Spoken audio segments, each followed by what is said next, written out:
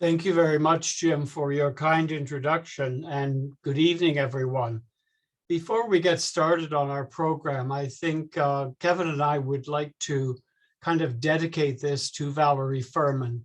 We have been friends since 1984 when we first moved to Richmond Hill, and she was a dear friend to us.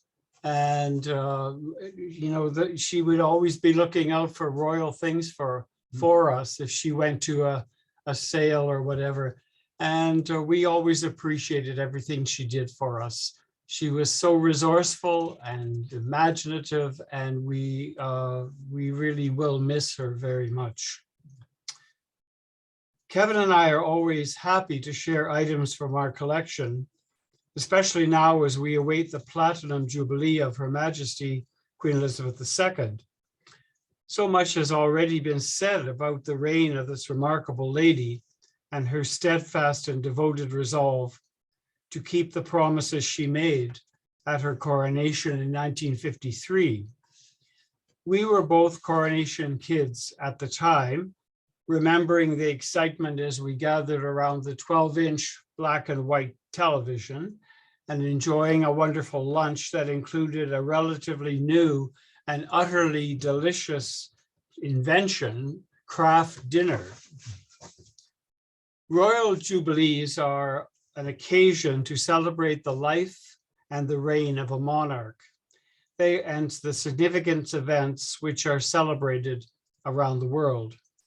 Though the concept of a jubilee began in biblical times, today it is associated most closely with royal families and the ceremony and spectacle that they can symbolize. In the Roman Catholic Church, jubilees began to be celebrated formally in 1300 AD and are years of forgiveness and reconciliation. They are celebrated every 25 years, the most recent one being in the year 2000. For us, it seems that a celebration of the sovereign's jubilee year began in the long reign of King George I. The beginning of the 50th year of his reign in October 25th, 1809, was marked both in Britain and in the colonies. The king and the royal family attended a private service at Windsor, which was followed by a grand fete and fireworks display at Frogmore. The Lord Mayor and the corporation processed to St. Paul's for a Thanksgiving service, and not surprisingly, it all ended by a dinner at the Mansion House. Now, we wanted to show you this glass. It's called a loyalty mug. And this mug or cup or glass was used to toast the health of the monarch. This is the oldest piece we have in our collection. It's from George III.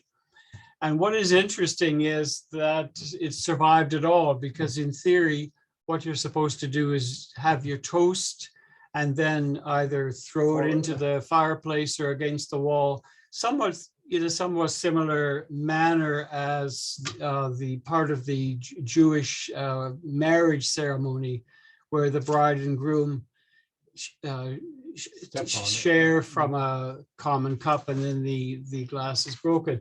So somehow this has survived. Now, this is highly confidential, and I don't think should leave this meeting, but it's believed that this glass was actually pocketed by one of Doug Ford's inner circle in order to help pay for Highway 413.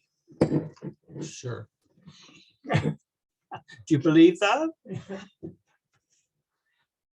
Queen Victoria celebrated both a golden and a diamond jubilee, marking her 50 and 60 years on the throne. On June 20th, 1887, the day began quietly with breakfast under the trees at Frogmore, the resting place of her beloved late husband, Prince Albert. In the evening, there was a lavish banquet for 50 foreign kings and princes, along with heads of state from the overseas colonies and dominions. She wrote in her diary, "Had a large family dinner, All the royalties assembled in the ballroom, and we dined in the supper room, which looked splendid with the buffet and the gold plate. The following day, a celebration was held at Westminster Abbey, and later she made an appearance on the balcony of Buckingham Palace. 10 years later, Queen Victoria's Diamond Jubilee was marked with similar celebrations, but scaled down in light of the Queen's age. In her journal, she wrote, "No one, I believe, has been met with such ovation as was given to me during the procession." So we want to share one item that is of special significance from her Diamond Jubilee. It's a particular favorite because it was given to us by Andrea, and really it represents the emerging skills and talents of British potters. It's manufactured by Dolton Lambeth Stoneware from the period before the formation of Royal Dolton, as we know it today. It's interesting to note these parts were actually laid on, sort of appliqued on all of this. The work on it is quite amazing. The young queen, and if you just turn to see the handle,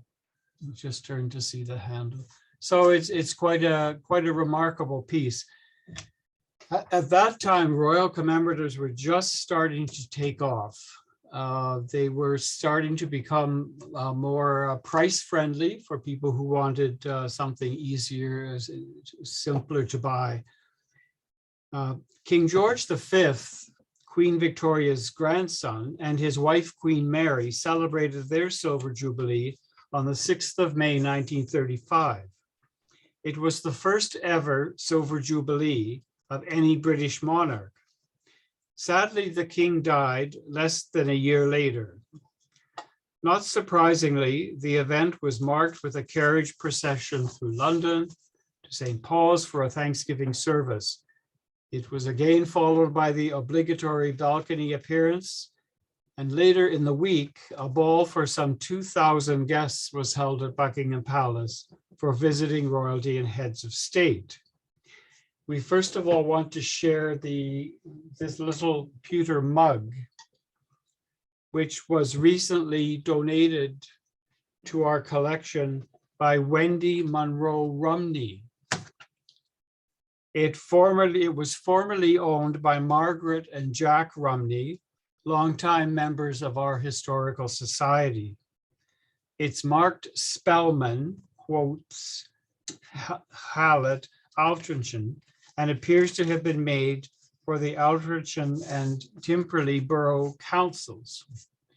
Research shows that Timperley was abolished in 1936 and incorporated into Altrincham. Engraved at the bottom is Margaret, making me wonder if it may have been a presentation cup at her birth.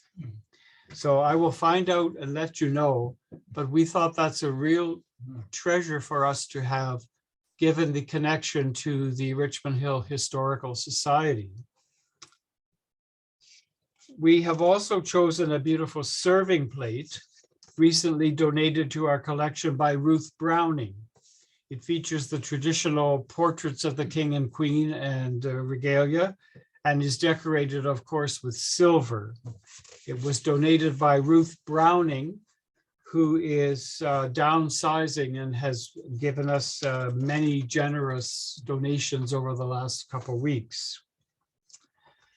We also have a personal item, a piece of music written for the Jubilee service of King George the Fifth, composed by Kevin's uncle, great uncle, Uncle Albert. Remember Uncle Albert? There was a bit of a scandal in the family. We're so sorry, Uncle Albert. You remember him, right? But he married a much younger girl. Mm-hmm. He was in his 70s and she was in her 20s. Mm-hmm. And they, I don't know, they were last seen heading west, I think. Yeah. Anyway. And this music was played at St. Paul's Cathedral during the celebrations. So, of course, the Darks are very proud of this presentation piece, printed on silver paper. Unfortunately, the musical talents tend to ebb and weave its way through the family. Now let's fast forward to today. Within a couple of weeks, Queen Elizabeth will celebrate her Platinum Jubilee. She has lived a most extraordinary life, the first British monarch to celebrate a Platinum Jubilee. In her early years, it was never ever thought that she would be queen. At the age of 96, she is naturally unable to undertake the nationwide tours of her former Jubilees. In a life dedicated to duty, she has made official visits to 110 countries across 6 continents, traveling well over 1 million miles during her reign. She has met people from all walks of life, honored charity workers, military heroes. She has joined in sporting events and athletic triumphs, and she has been a reassuring presence in times of national crisis. Even in the midst of this pandemic, she fulfilled 118 of her 192 engagements online. Delighted that modern technology enabled her to chat safely with people while still fulfilling her obligations. Through her loyalty and hard work, she has become a symbol of steadfastness and stability. This Platinum Jubilee gives us all an opportunity to say quite simply, thank you, ma'am. So that's a bit of a background on Jubilees in general. It's a bit of a thumbnail, but we want to concentrate a little bit more on showing you some items that we've acquired over the years. Starting with the coronation. Starting with the coronation. And Kevin's going to share this with you. This is I'm sure everyone who visited Niagara Falls in 1952 and 1953 would come home with this pillow cover from the coronation. With the fringe on top. Yes, and marked Niagara Falls. So it has survived very well. This bowl belonged to my mother, so I'm quite pleased to have it and to be able to show it. It is quite an interesting piece. Yeah, it's of course a replica of a crown.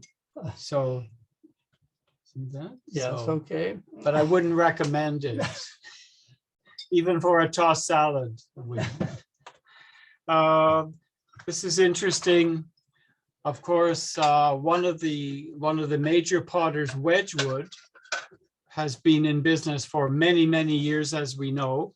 We think this is very interesting. This is faux Wedgewood, so it has the appearance of being Wedgewood. You know, they did produce this color. This is a water pitcher, and we just think that's kind of interesting. And this is very interesting also. It's quite unusual, the mug with the profile of the Queen and Prince Philip on it. How many people had an OXO box? Put up your hand. Andy, did you have one of these? No, I used to keep my crayons in it.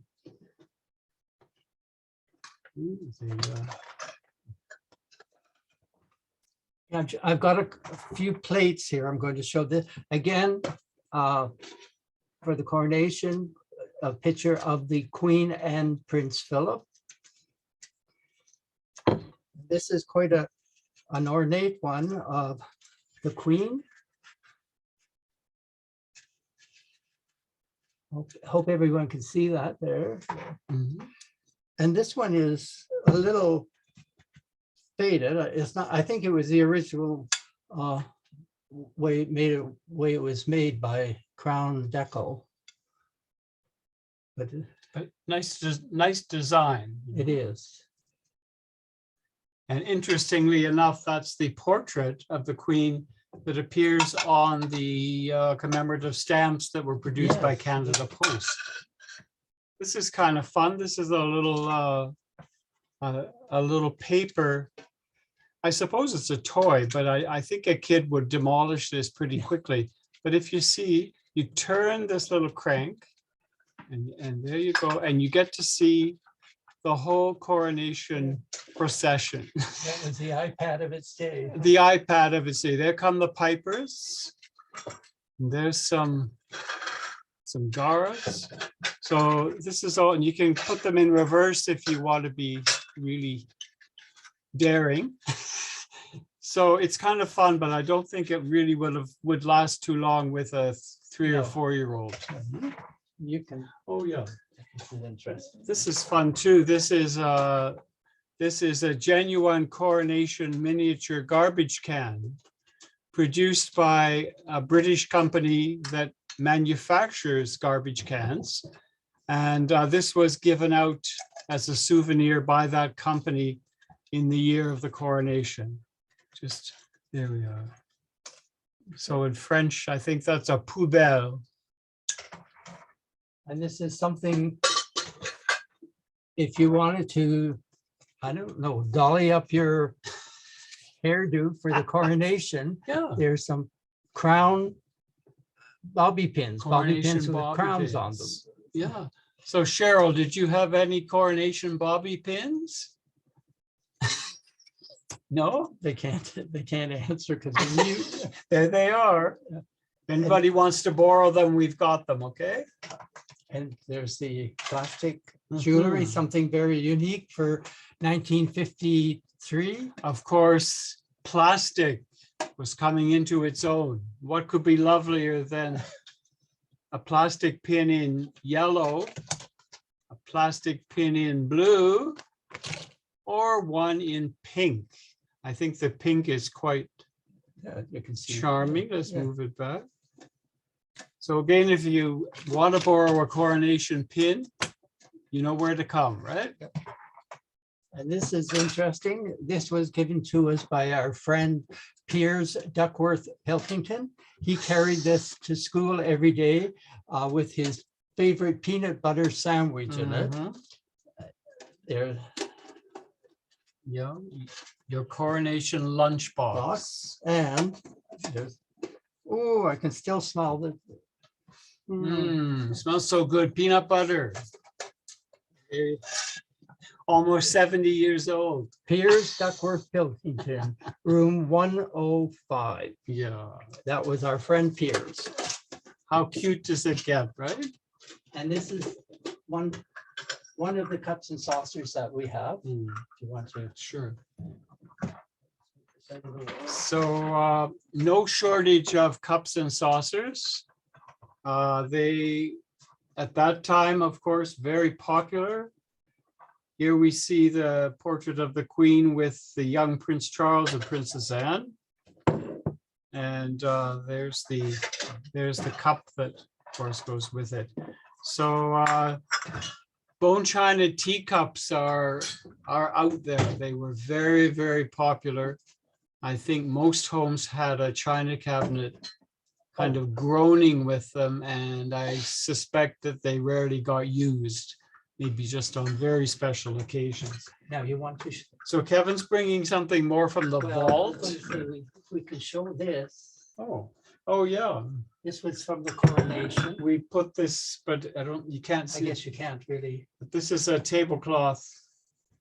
I think you have to believe us on that one. This is a coronation tablecloth. All, I think what they used to call fancy work, embroidery, and it's remarkably well done. It was done by an aunt of mine, and it's Beautiful really, piece. really quite amazing, all the work in it. Now, So- 25 years later. Yeah, fast forward 25 years.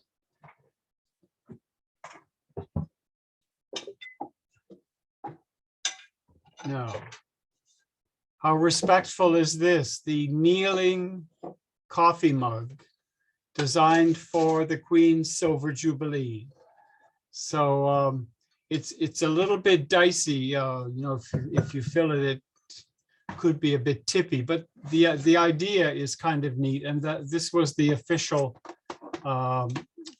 design for the Queen's Silver Jubilee. Okay.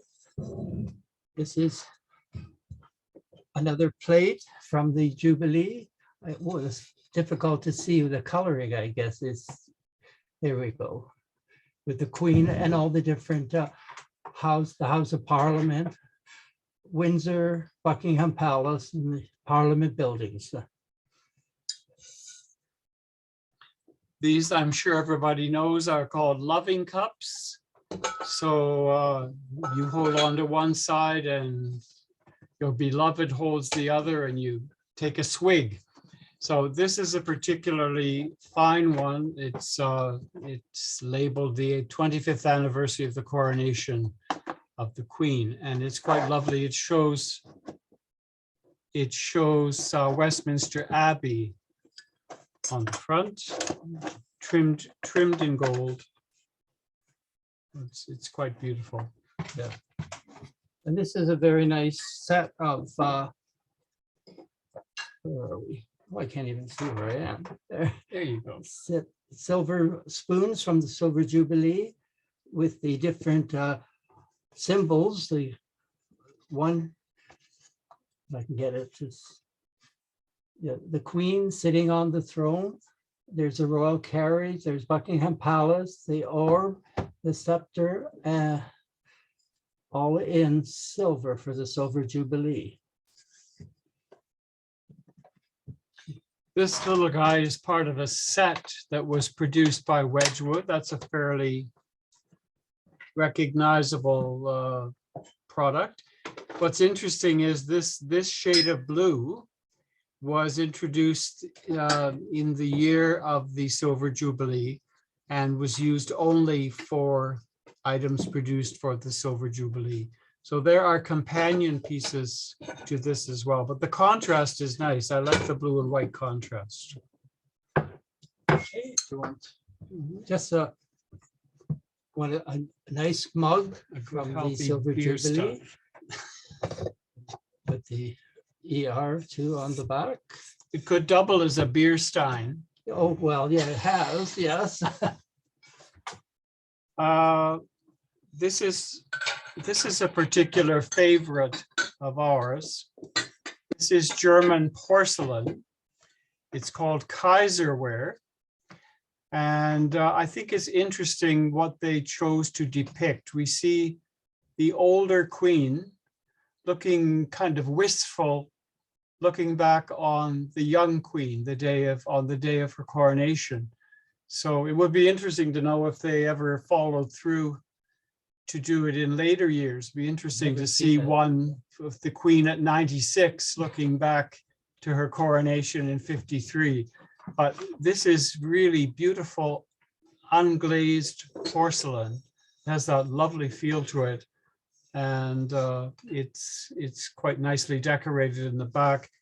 Kevin was at a convention out west, and of course he was allotted, so much money per day for meals and things. And he went to a shop and saw this and said, I think I'm going to spend all of my money for the convention on this plate. What do you think? And I said, go for it. So you have to be practical and sensible, right?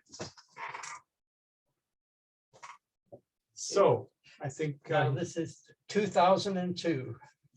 Golden Jubilee. Welcome to 2002. Here we go. And once again, an amazing assortment of items. We find it amazing to see how many things are produced. And, it's obvious that some things are meant to be used. So, I mean, if you buy a chocolate bar from the Golden Jubilee, you're obviously at some point going to eat it, hopefully. Or that mug might end up holding toothbrushes in the medicine cabinet. But then there are the I was going to say, then there's a cookie, The cookie cookie. tin which never been opened. This still has cookies in it. So anybody hungry? It's only 20 years They're old. only 25 years old anyhow. This is rather nice. I like the colors on this. Again, this was produced by Wedgewood specifically for the Daily Mail. The Daily Mail must have had some kind of contest or, I don't know, subscription fund or something, but it's quite unusual to have been produced by them and beautifully done by Wedgewood. You want to describe my outfit? Oh, now Kevin's going to prepare to cook for us, wearing his Golden Jubilee apron. Let's hope he doesn't burn anything. Especially the apron. Especially the apron, yes. So we have more spoons. More spoons. If you didn't have enough silver Jubilee spoons, this is an interesting little set of golden Jubilee spoons. And we won these at a silent auction, didn't we? We won these at a silent auction. I did, yeah. Yeah. Mhm, yeah. I don't know, that doesn't have anything to do with anything, but it was just kind of amazing that we won something. Yeah, yeah. There's a nice little covered dish. Okay. Here's a little doodad, I don't know, to a little covered dish. Whenever we don't know what a thing is or what it's for, we always say, well, you put stuff in it, Yeah. right? So you could put stuff in that, Cheryl, if you want. I don't know. It's nice. And this is a matching mug by the same potter. I know. Pretty detailed, but very beautifully done. This one is hand painted. Very beautiful detail. It's a Royal Doulton and very finely done. There's just another one with the Queen's portrait. This is one that you might choose to keep your toothbrushes in the medicine cabinet. It's the good old fashioned, good stock mug, good heavy mug. And Another finally, cup and saucer. more cups and saucers. So if you didn't have enough in your china cabinet already, more cups on the horizon here, with an interesting portrait showing the Queen aging.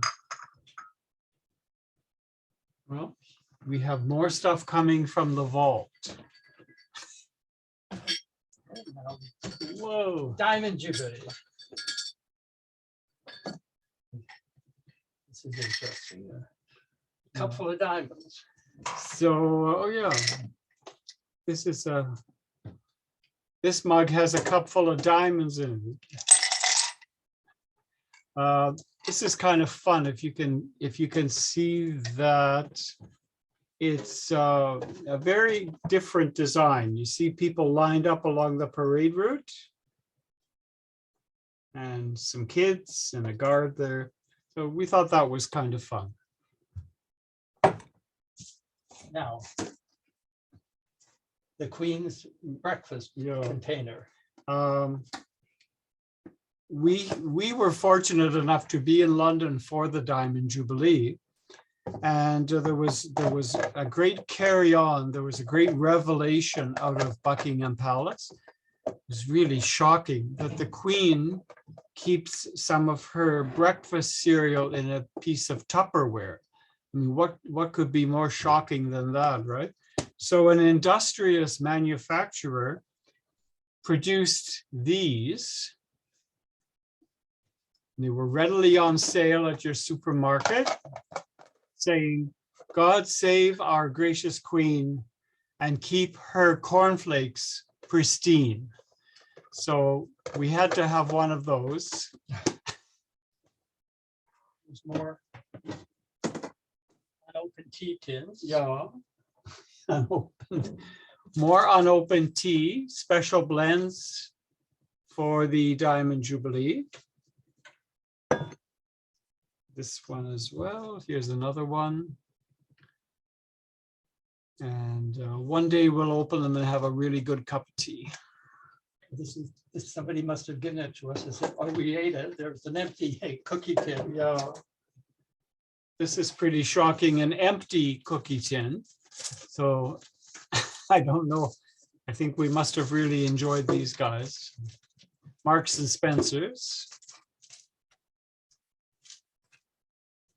These we got at the Victoria and Albert. Okay, and package of paper napkins. The obligatory fridge magnet. Fridge magnet. All we need now is the. Oh, this is very interesting. This was from the Canadian Mint, and they produced a keepsake booklet with 10 coins. I don't think they're legal tender, but they're 10 coins. Maybe you could try to pawn them off on somebody. I don't know, but anyway, they're very interesting. And there was an interesting booklet in this as well. Royal Pop Top. Yeah, and oh yeah, these are punch out paper figures that you can punch out, and it includes a recipe for a cake, and you put all these little characters around and they're all waving. There's a corgi. There's well, 2 corgis, so you can have the whole theme there on a cake with this festive little pop-up thing. So something for everybody, right? Yeah. And this is a beautiful item, really. There's a British company called Halcyon Days. And they specialize in making little porcelain boxes, little, not even a trinket box. It's too small to be a trinket box. I think you could maybe keep your pills in it, or maybe a bit of marijuana. I don't know. But anyway, they really are very beautifully made. You can see the size of it. It's about 1.5 inches across, I guess. And they always have beautiful interiors. And there are a few collectors who collect only Halcyon Days little boxes. The designs are quite striking. You can see very simple, very striking. So this one's 2 mugs. 2 mugs. 2 identical mugs. No, they're not. Oh. No, they're the same colors and design, but they're not. Okay, 2 mugs by the same potter. Similar, but different. And these also are very fine. They're very beautifully painted, and they are from a company called Dunoon. And they have come to their own. They frequently advertise in Majesty magazine now, this company, and they're very beautiful. This is something very special. And I guess the final thing from the Diamond Jubilee, which meant a lot to both of us, was that we were awarded the Queen's Diamond Jubilee Medal. And it was a lovely recognition for stuff we've been doing for the last 40 some years, I guess. And this is what it looks like. Presented by the Lieutenant Governor. So we were very fortunate. It was presented by the Lieutenant Governor, David Onley. It was one of his last duties before his term was over. And we had always respected him so much because of his work with disability issues and lobbying for to improve accessibility, basically. So he and his wife are both really quite remarkable people. So we're almost at the end. We are on some lists to acquire some items for the Platinum Jubilee. Of course, it's wonderful now because so much can be blamed on the supply chain, right? So you want to go and get a package of Kleenex. So we're expecting them in the next week. It's supply chain. Well, it's happened to the world of royal commemoratives as well, that many things are in a holding pattern. But we have a couple things. Now, I hope you all have seen the Canadian commemorative stamp. It's a very beautiful design. See, I don't get a sense of how well focused that is. I hope you can see it. So a very beautiful design.